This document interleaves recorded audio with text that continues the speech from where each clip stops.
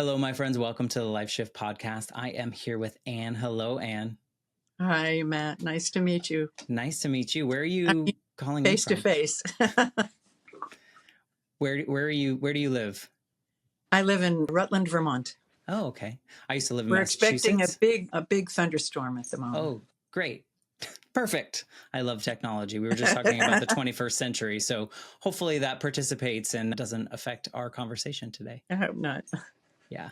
Well, thank you for wanting to be a part of the Life Shift podcast. Just for anyone that's tuning in to listen to you and your story, just a little backstory. The Life Shift podcast really stems from my own personal life shift experience. When I was 8, my mom was killed in an accident. And from that moment, when my dad told me that she had died, everything in my life had changed. And this was late 80s, early 90s, and people weren't really talking about that. It was just like, kids will bounce back, make him happy, he'll be fine. And meanwhile, behind the scenes, it was very much me wondering if other people had these small, I guess small is not the right word, but a small moment in their life that changed everything.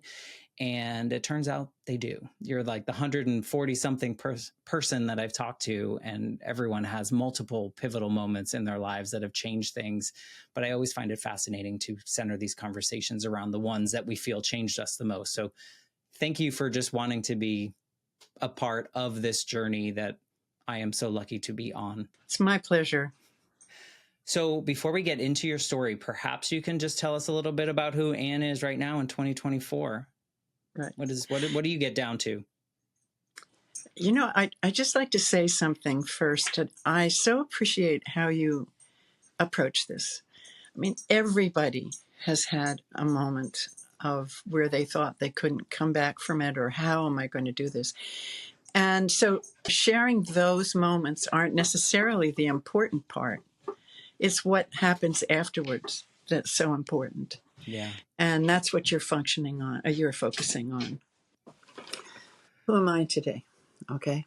Today, I am living in Vermont, where it's quiet in the daytime, dark at night, and there's no traffic. And the no traffic is the best part of all.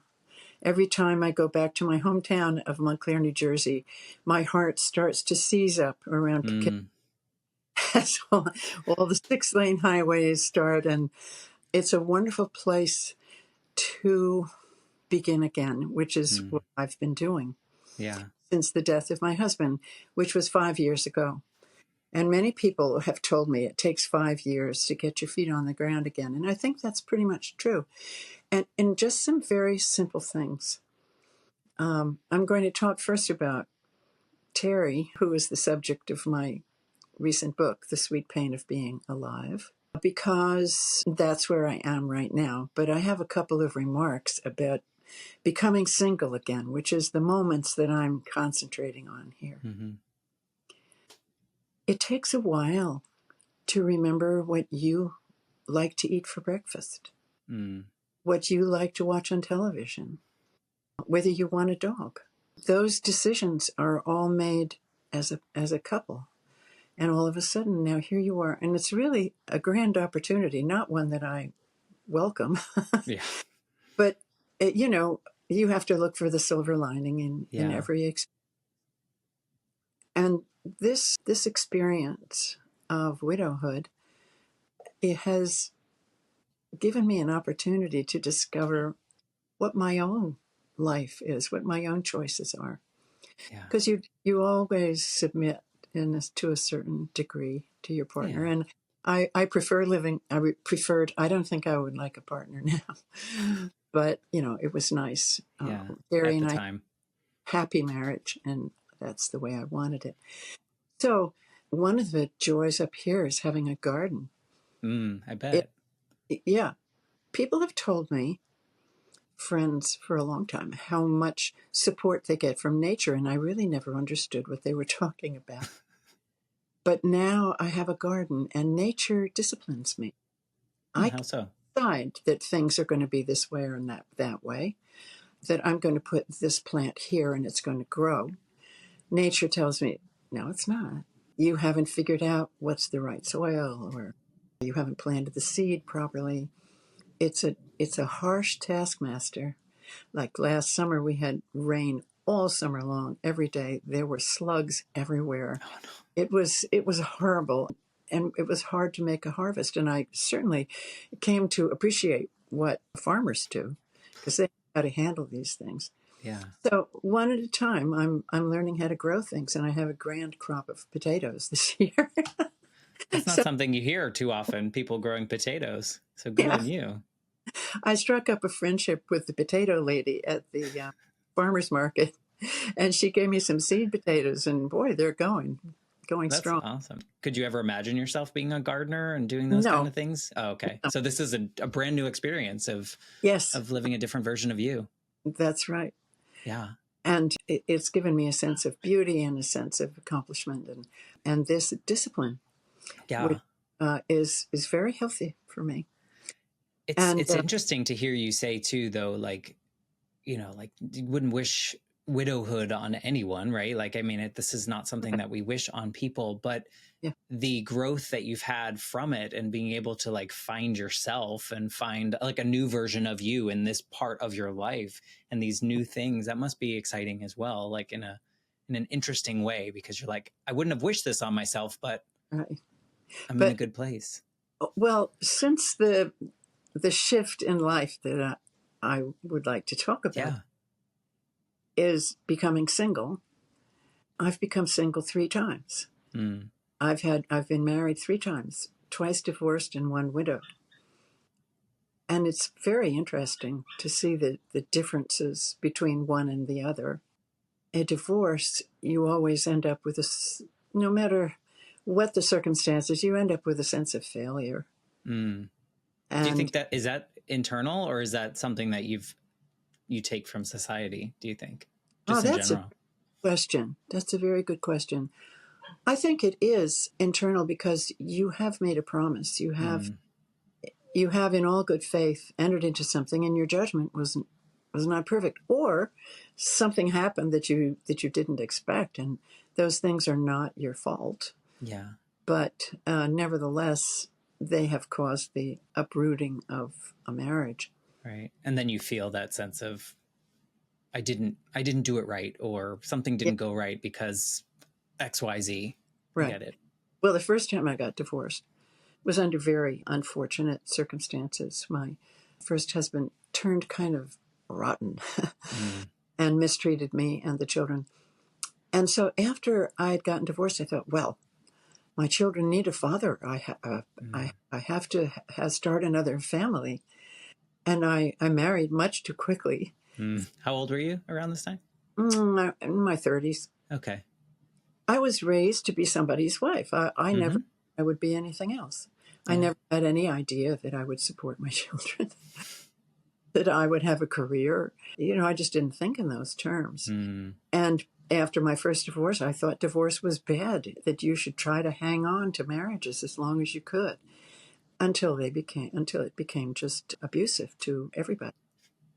So, Yeah, I feel like that's definitely like a generational and yeah, societal, like just like yes. contract. I often talk about this like society's checklist, and it kind of sounds like that's what you were following too. Like as a woman, you were supposed to become a wife. So these are the steps that you had to take to become a wife and a mother and all these things. When I mean, nobody put that rule book in front of us. We just kind of absorb it and then follow it.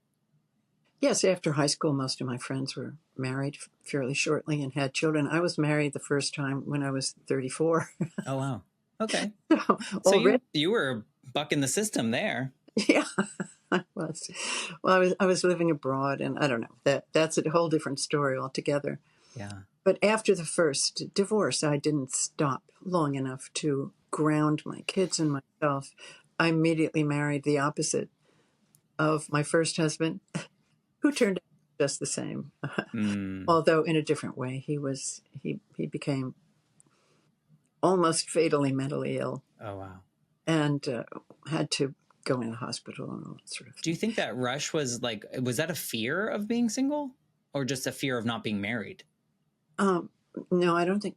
Well, I was kind of afraid. I guess I was afraid financially. That's for Mm-hmm. sure. Okay. I think there was a lot of shame that I had not fulfilled what my life's goal had been. Right. But after the second divorce, I said, I've had enough. What woke you up that time? Just because you're like, I tried again and it. And my kids had had enough daddies. I am going to take the next, I don't know how many years alone. I'm not going to bring somebody else into it. I've got to figure this out myself. And that took 12 years. Hmm. During most of those years, the very idea of even holding a man's hand, it would have been like an electric shock. Just a, what are the opposite magnetism, It's just repelling. It's like, repelling. yeah. That somebody would drag me into something like what I had just had. No, and I think this is very common in Oh, yeah. women especially. Well, I think also like just thinking of your story, it's almost like you were fleeced in a way because like your first husband was a certain way and then gravitated towards that. And then you said you found someone that you thought was the complete opposite, but yet ended up in the same place. So you're like, well, now I picked one over here, picked one over here. What's the point? What's going on here? Right. Like, why even bother? Because anyone that I choose now at this point seems like they're going to end up in that route. Yeah. Well, I discovered many things during those 12 years. Number one, that I, as a woman, could do anything a man could do.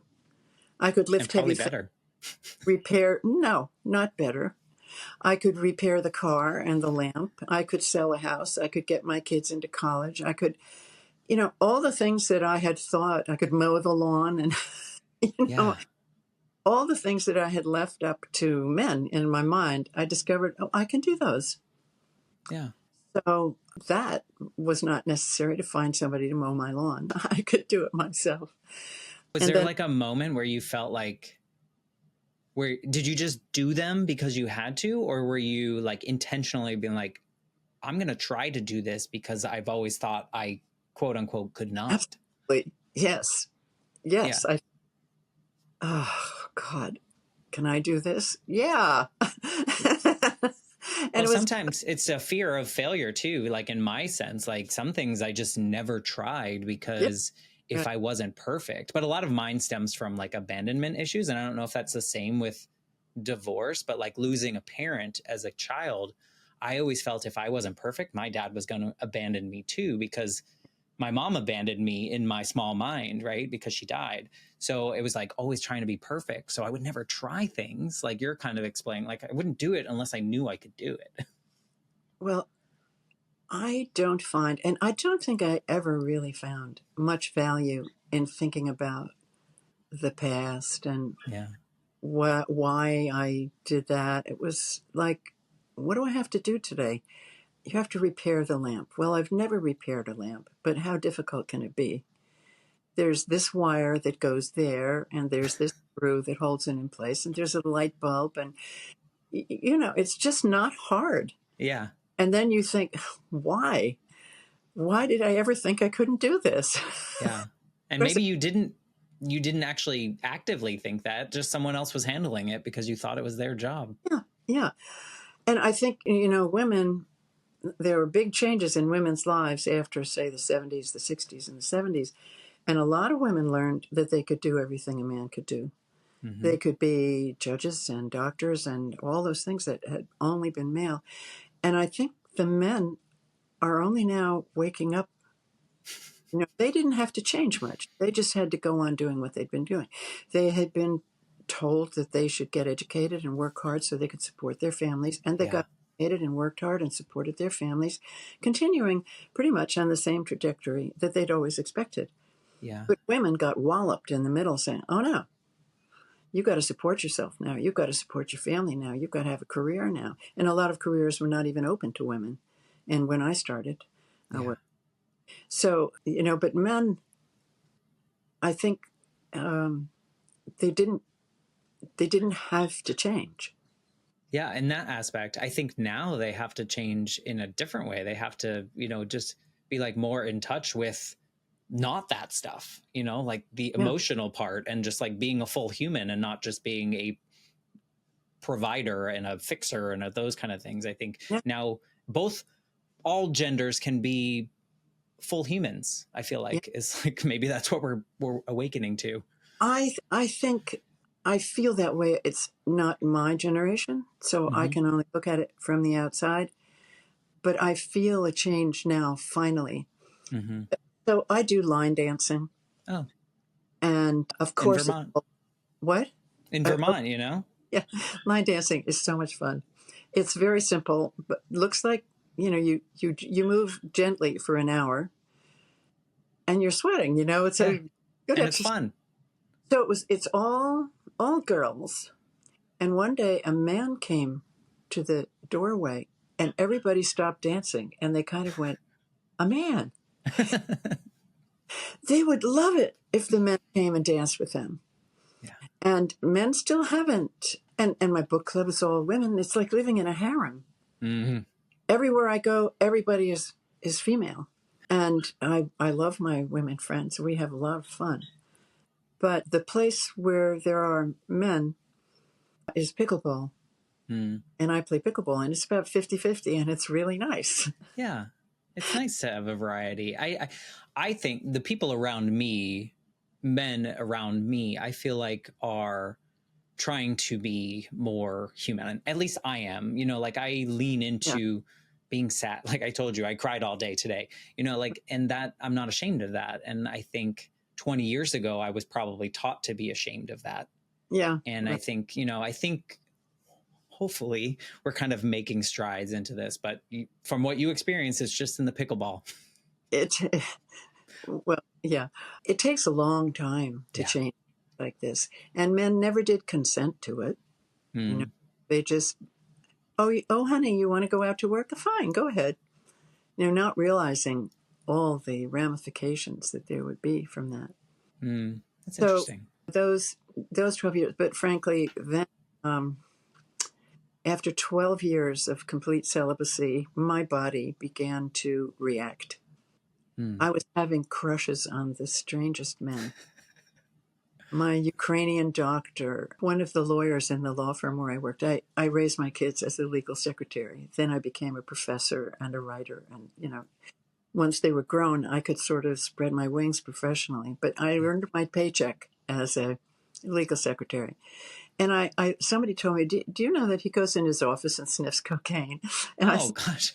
oh, Anne, you're choosing completely the wrong people. Mm. So I said, no, I'm not going to do that again. And it was the beginning of online dating. I wasn't meeting Mm. anywhere else.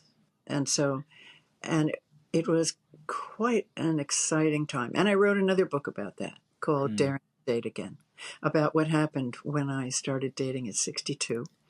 Yeah, I thought, that's, but did you, before you jump into that, those 12 years, did you learn like a crap ton about yourself and like who you oh, yeah, were as an individual? yeah. Which then, just a question, does this make it harder to find the right person or does it make it easier? Oh, I think it's always hard. Yeah. I Okay. think it's always very hard. And the more experience you have and the more you think originally, the harder it is, I Yeah. think, in a way, because you have to find people who are on your wavelength. But Right. they're there. They're always there. There's Yeah. somebody for everybody if you want them. Yeah. Because I would imagine 12 years where you are focused on yourself and your kids and your life and creating and cultivating the version of you that you didn't know existed until you created her. I would imagine it would be hard to kind of now let someone into that space where you have to share, like you started this out, sharing decisions and determining what you want to watch on TV and those kind of things. Well, that's why nature gave us sex. Well, fair. To make it almost impossible to resist. And then And you just kind of give in where here and there for different things that you were super strong about. right. And so the rules were completely different in Yeah. 2005 or 4 or whatever it was when I started. The rules for dating when you're in your 60s, I don't think there were any. Yeah. People weren't planning on that. Who is, like a lot of married men contacted me and they would say, I've been married for 30 years.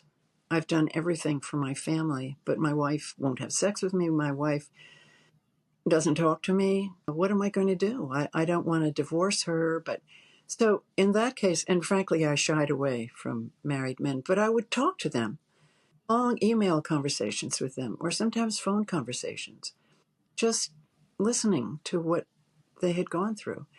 And they would say things to me like, I feel like I'm never going to be a man again. Hmm.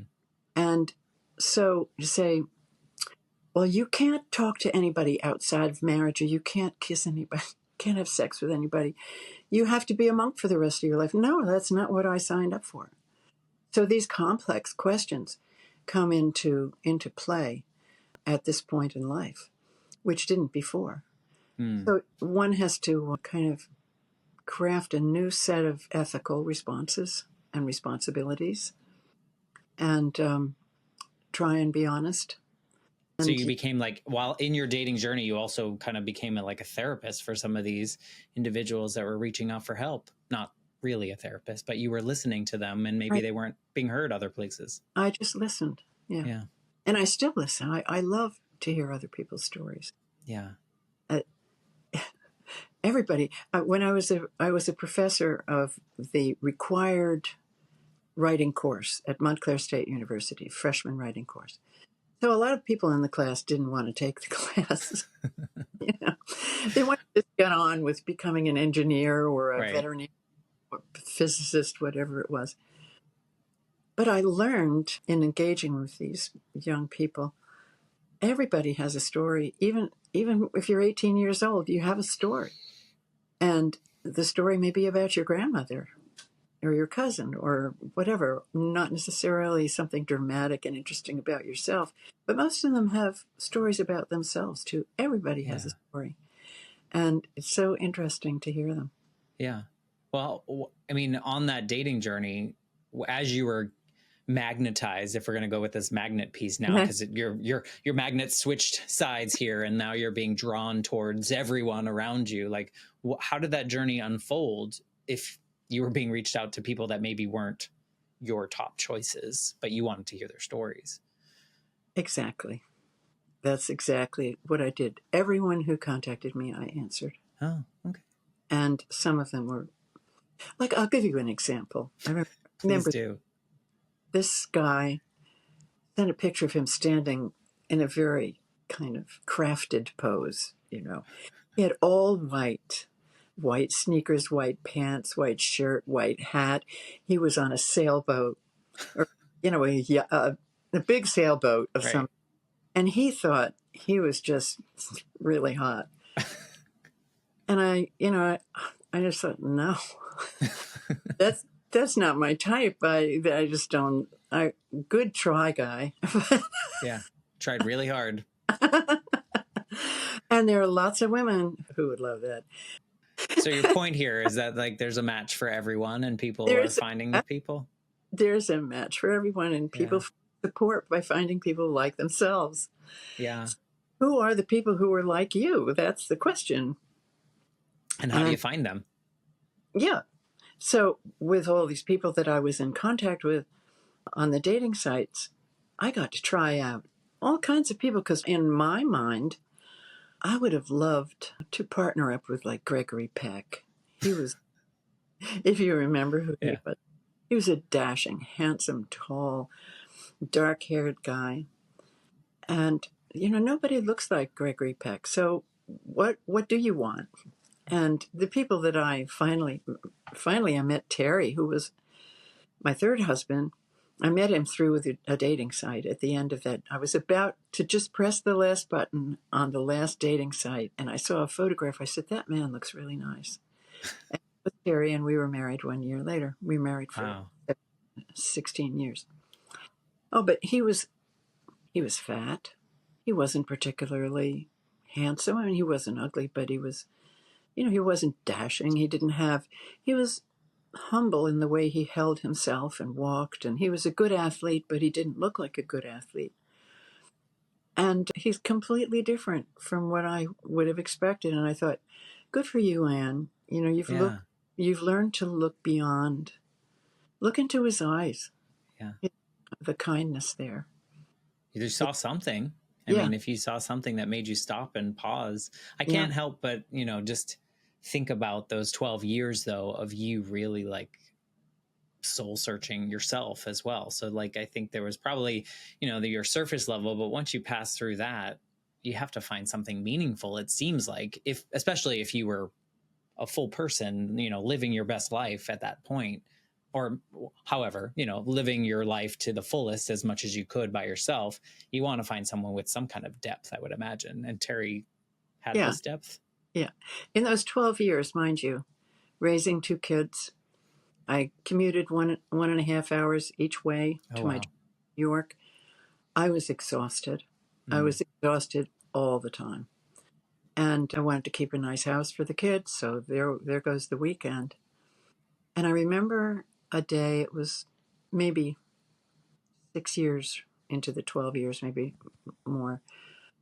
I realized I can leave the kids alone in the house. And I went for a walk around a park near me. It was the first moments I'd had to myself, Oh, wow. really to myself, in a decade, more than a decade, maybe 15 years, where I could just go out and walk around the park. So I did that every day. And it was just so beautiful. Yeah. I mean, it sounds like it was a little bit life-changing because it gave you a little bit of time to yourself. Yeah. But you talk about small moments, and that's a small moment I really remember. Yeah. The first moment when I could be myself and do what I wanted to do, even for just a half an hour. Yeah. And then you made it a habit. And then I made it a habit. Yeah. Yeah. Which then probably fed you even more without you even like consciously thinking about it anymore, because it was just a habit. Right. And I started reaching out then as my kids were older and could be left alone in the house. I started reaching out more. But I think it was probably a good idea not to complicate our lives. Yeah. We do what we need, right? Like we do what we need to kind of get through moments and survive and do the things that we find are important at the time. And then those priorities kind of shift. The problem is we don't always do what we need. We don't always do what we need. We do what we think we need. Do. That's true. Yeah. And what we think we are expected to do. But then you realize so few people do what they're expected to do. Get to know about people's lives, wonderful marriages turn out to be, not so wonderful. Yeah. And, people turn out to be quite different from what you thought they were. Yeah. There's a lot of performative nature out there too. I think a lot of people are hiding behind what they've painted. Like you said, you wanted to keep a nice house for your kids. Yeah. Did that really represent you in the best way? If people were to dig deep into how you were feeling at the time, maybe not, know, I think we're just kind of taught to be our best version on the outside. So other people think we're this, and most people don't even care. Yeah. Most people don't. That's right. They don't care about what we're doing. I spent the weekend of July 4th with friends in the Catskills. There were about 12 of us. It was like a house party. My friends bought a former kids summer camp. So they have lots. That's so fun. And very often, lots of people go up there. There were 12 of us. And my friend, she's a very successful lawyer, and her husband was also a lawyer. And she told me, we're slobs. I don't care about my house. So they have cleaners and come and everything. But up in their summer house, it's kind of, the towels have a hole in them, and pick up something off the knife off the kitchen, off the counter, and it's sticky from something. Things like this. It feels almost unhygienic, but they skate very close. They're hygienic still. But 2 of their friends said, I'm not staying there. We're staying in a hotel.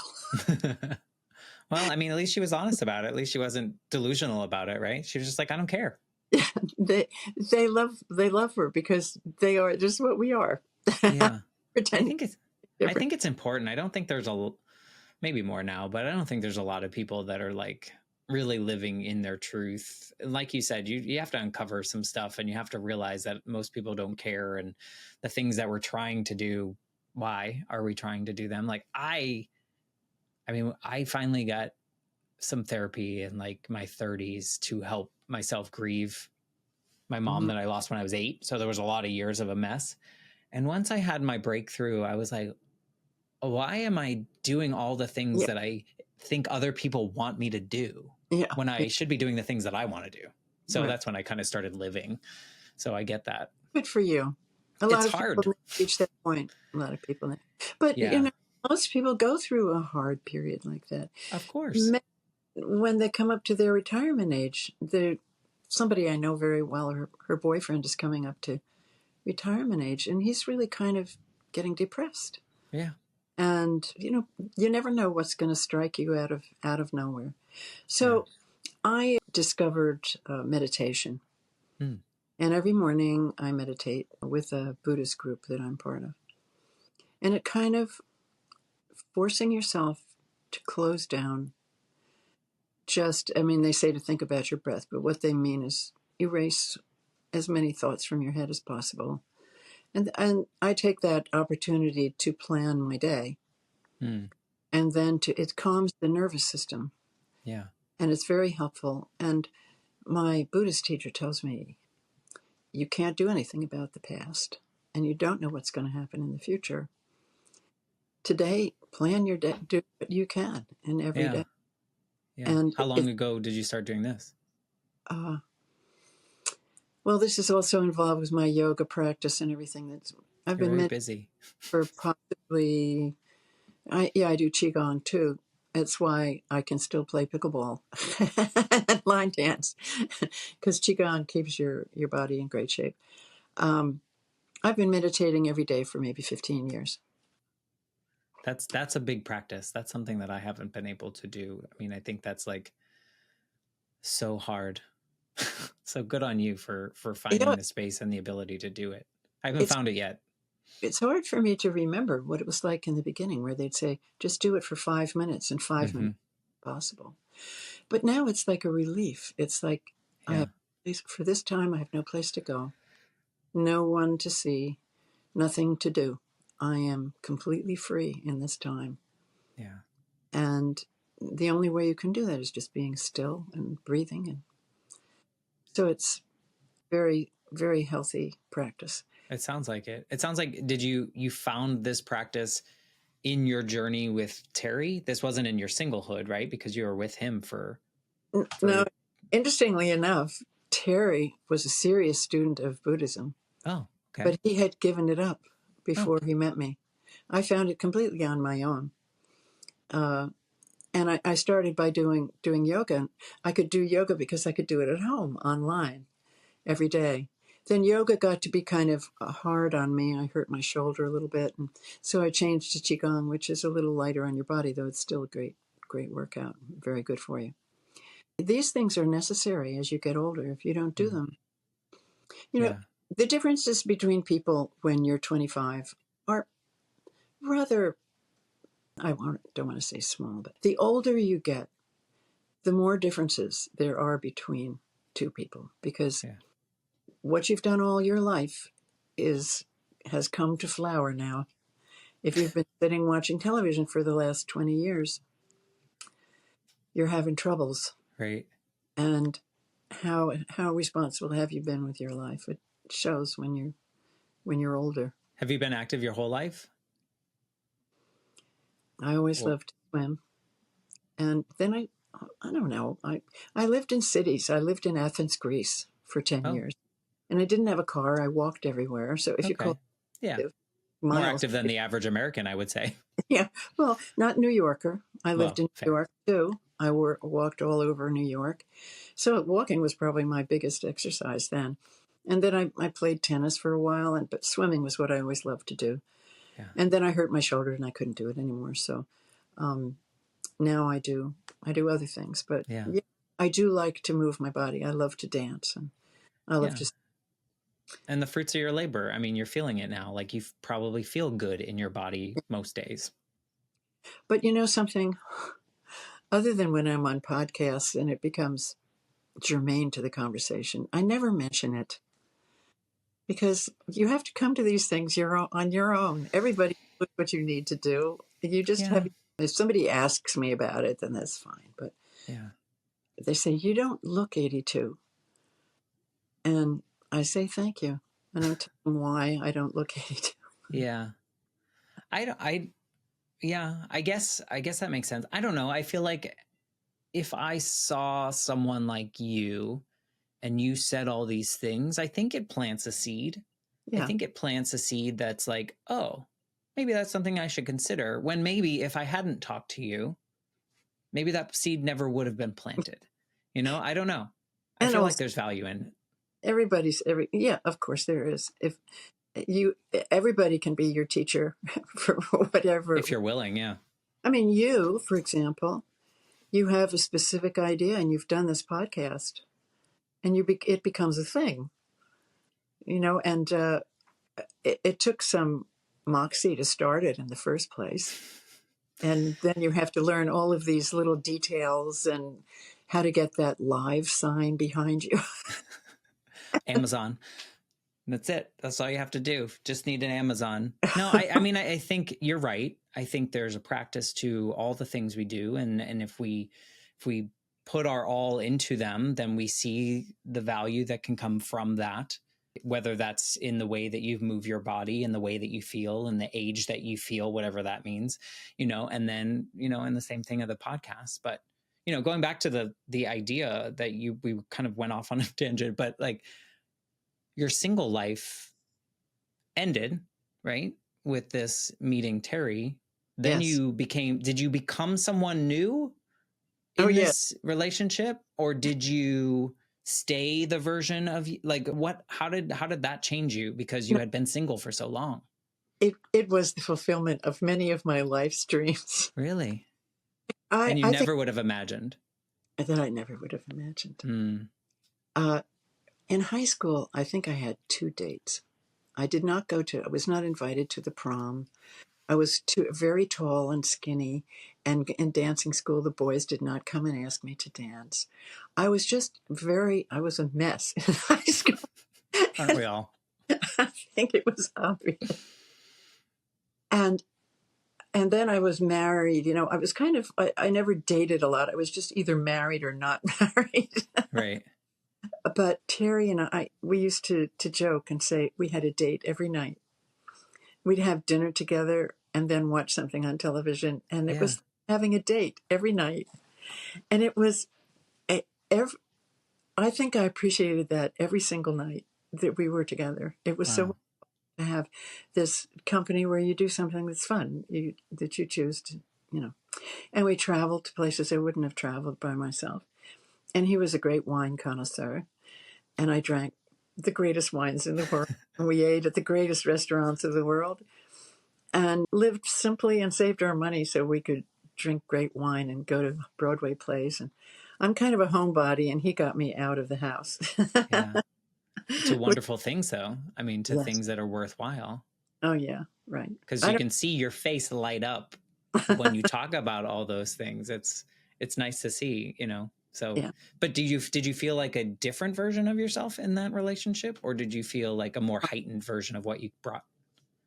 I felt somebody finally gets me. So you didn't have to play. You could just be. He didn't ever criticize me. If he had anything to say, he waited and thought about how he was going to couch it. He said, "Did you really mean to say X?" And I would think, "Oh, well, yeah, I did at the time. And yeah, I do in a way." And it would start a conversation, But we never had a bitter moment. And this was my ideal marriage. I mean, all the people around us, they were, "Oh, you and Terry," or, we wish we were like you," or whatever. Yeah. And then he killed himself. Hmm. And it was not completely unexpected. But I knew another couple like that. They were the model couple. Yeah. And then he killed himself. And she went off because she'd gone off with a woman. And he couldn't, take it. Or either that, or he had a depression so deep that he might have done it anyway. Yeah. You never know why people kill themselves. But yeah, it was, I don't think I will have such a peaceable relationship again with anyone. It was really wonderful. And I think of him as my real husband. So, but, he died, and my son came to live with me, and he said, during the pandemic he came, and for about 10 days after Terry's death, He said, I thought I'd find you falling apart. Yeah. And I said, well, first of all, it's not my first rodeo, but also he's gone, you know, Hmm. gone. I have to figure things out from now on. Do And you think your meditation practice oh helped with yeah, that? oh Okay. definitely. Because I don't think that's common. I think what your son was expecting is probably the Yeah. most common way that people fall apart and can't function. So, Well, I couldn't really function for the first week. My mind was completely. I belong to a suicide survivors group on Facebook, and I keep reading about these women who say, I couldn't remember how to make scrambled eggs. I couldn't, right. and I was the same way. I couldn't cook properly. I couldn't remember passwords. I didn't want to drive.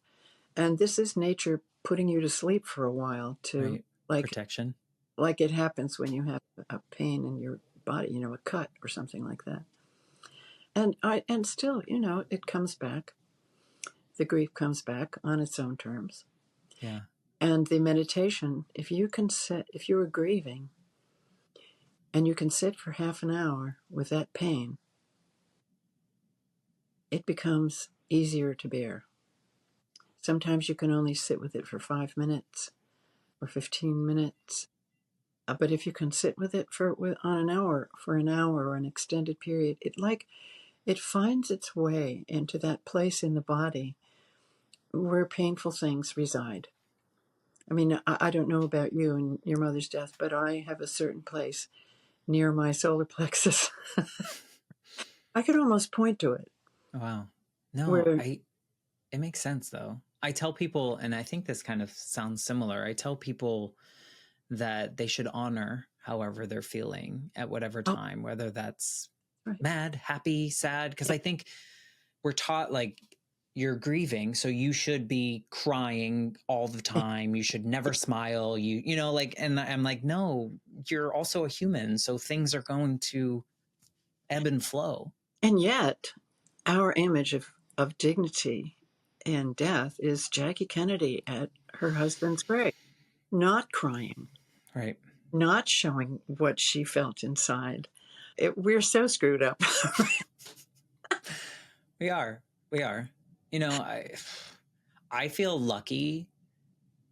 It's weird to say that, but I feel lucky having the experience of grief, losing my mother at a young age. And then I became like best friends with my grandmother, and she died of lung cancer. And I got to sit with her and have the final conversation and watch her take her last breath and move through that grief with intention. And kind of I guess the way you're describing in this way of like, I'm doing it right this time because I didn't have the opportunity when I was a kid. Yeah.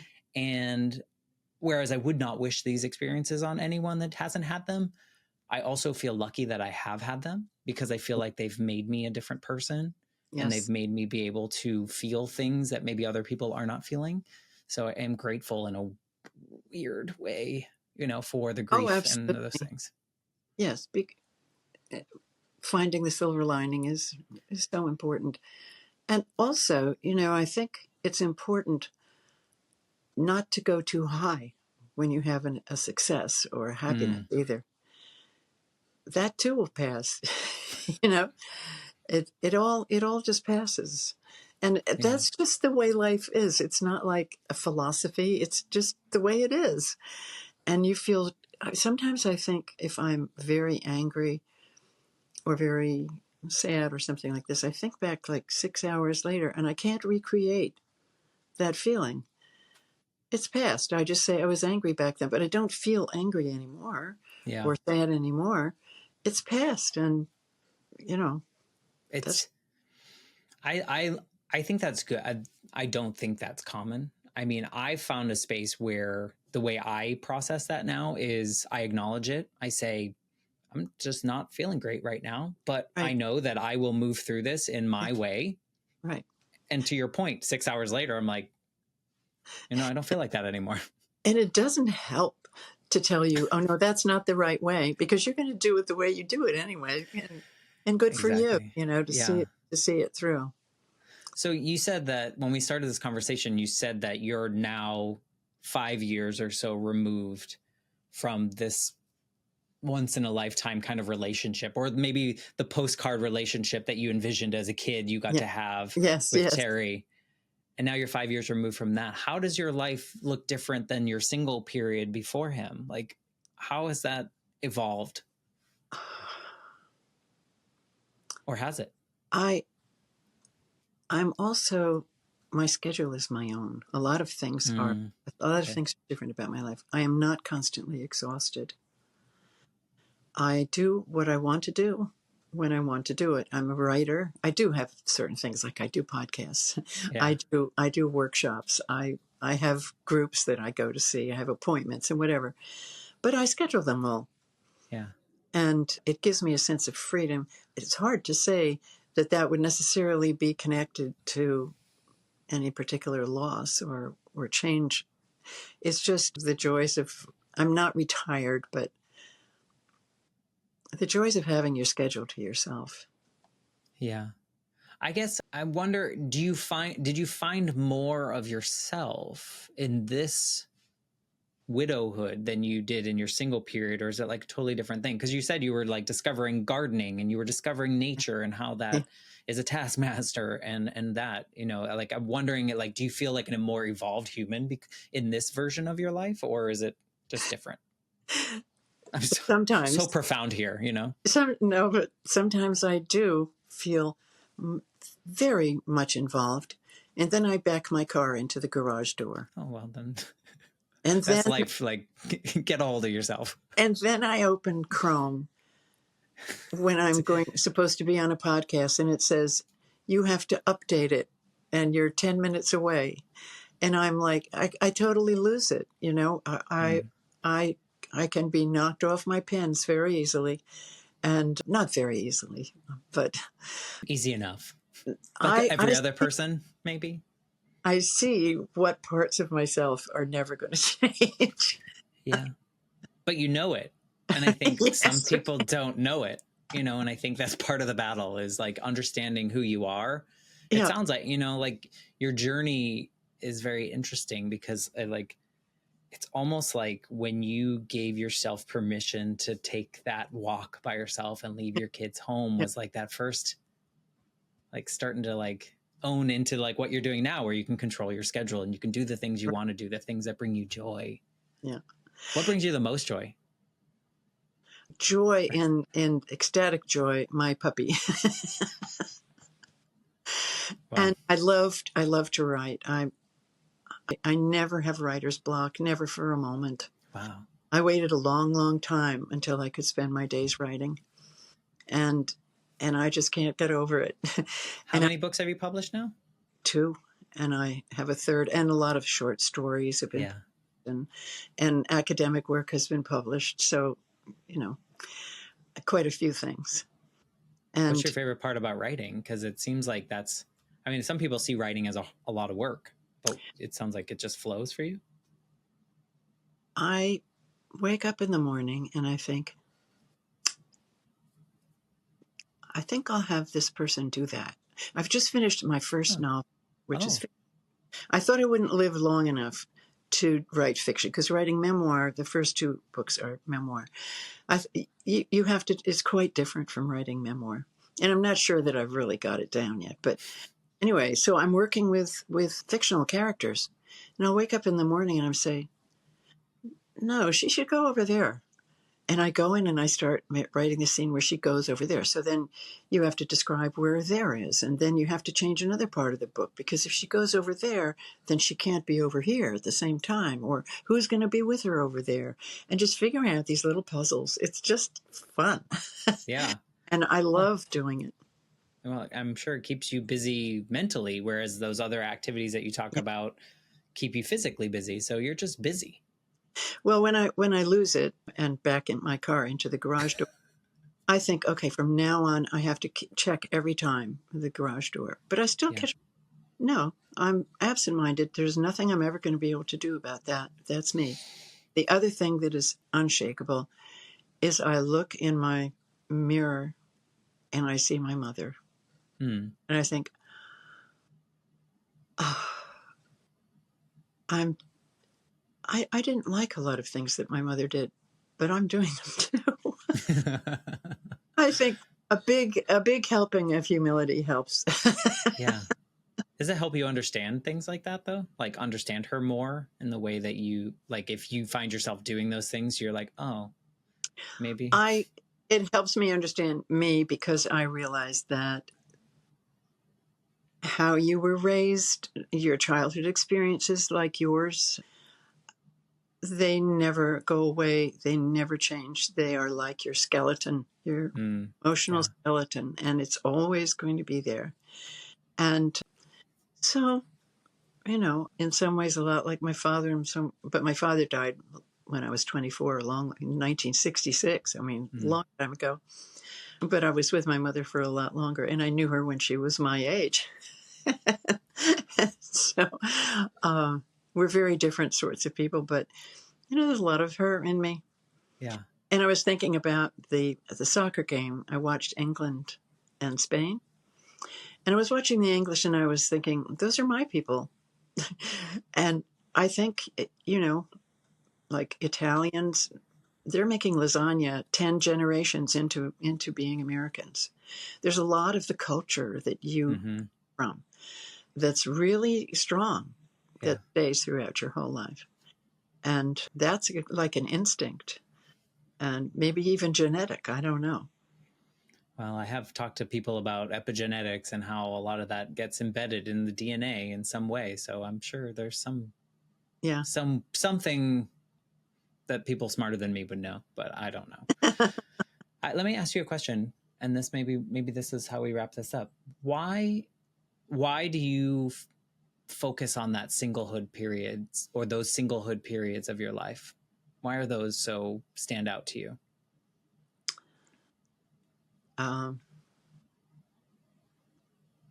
Well, I'm not saying that I wouldn't have liked to have had a 50-year marriage. I would have liked to have had a long marriage, but I didn't. And so I just know things that people who haven't been single as adults don't know. And they know things, people who've been married for 50 years know things that I don't know. Yeah. It's just what happened to me. Yeah.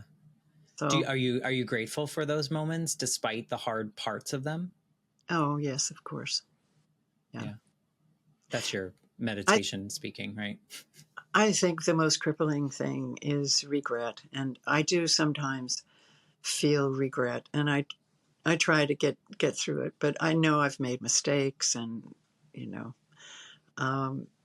some of which have left a footprint that will last in my children's lives or lives of other people around me.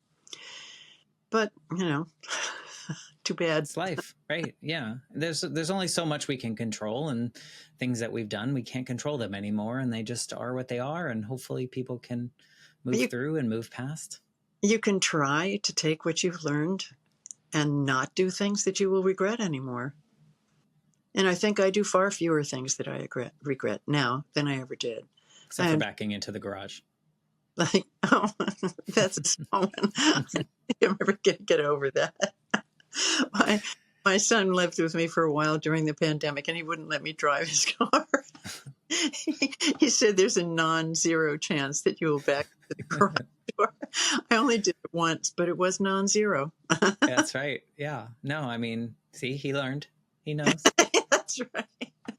I appreciate you coming on and letting me ask you the questions. And even sometimes when they were like, why did you ask that, Matt? I appreciate you going along with it and having this conversation, because it's been really valuable. Kind of that whole idea of planting seeds, and the things that you've said have kind of planted in me. And that's what I found in this journey of the Life Shift podcast, is like so many of these stories, had I never had this podcast, I never would have had the opportunity to be exposed to this. Yes, so thank you. I've listened to a few of them. They're very, very interesting. It's like the StoryCorps, they're just endlessly fascinating stories. Yeah. Never. And I found, I don't know if you found this in your life. I'm sure maybe you have. I found that we have far more things in common than in our lives than we do different. Of course. So thank you for sharing your story in this way. If people want to find your books or they want to get in your circle, or if you're active on social media, what's the best way to like find you and find your stuff? Well, I guess the best way is my website, which is AnnAndersonEvans.com. I also have a Facebook practice. And on Facebook, I have two. One is Ann Evans and the other is Ann Anderson Evans. But I post almost daily there, and all the blog postings go on there. I'm also starting on Substack, but I just started doing that. Okay. Well, we'll give the link so people can connect with you in that way. Yeah, and great. if they want to reach out to you, how do you feel about that? Oh, come on. You said you like stories, so. I do. I love stories. And you asked about the books, and they are Daring to Date Again and The Sweet Pain of Being Alive. And they're in the usual places. And are there links on your website, I'm assuming? Oh, yes. Everything's Perfect. on the website. Perfect. Awesome. Well, thank you for just being willing to be a part of this journey with me. I really appreciate it. It's always an opportunity to talk about myself. Julia Louis-Dreyfus always asks her guests at the end of every interview, if you went back to 21, what words of wisdom would you give to a 21-year-old today? And I think I would tell them, people love to talk about themselves. And so, people think, well, what am I going to say when they go into a crowd? Ask something that will get somebody to talk about themselves, because there's nothing people love more. But you learn a lot. I think we learn a lot from hearing people's stories. I think it's important. Yeah. So as long as they're not all bragging about everything, if they're meaningful stories, you learn something then too. Well, good point. If you are listening and something that Ann said today resonated with you, please reach out to her, or maybe you know someone in your life that needs to hear a little nugget that Ann dropped today. Please share this episode with them. And for that, I will say goodbye for now. I'll be back next week with a brand new episode. And thanks for being here, Ann. Bye-bye, Matt. Thanks a lot.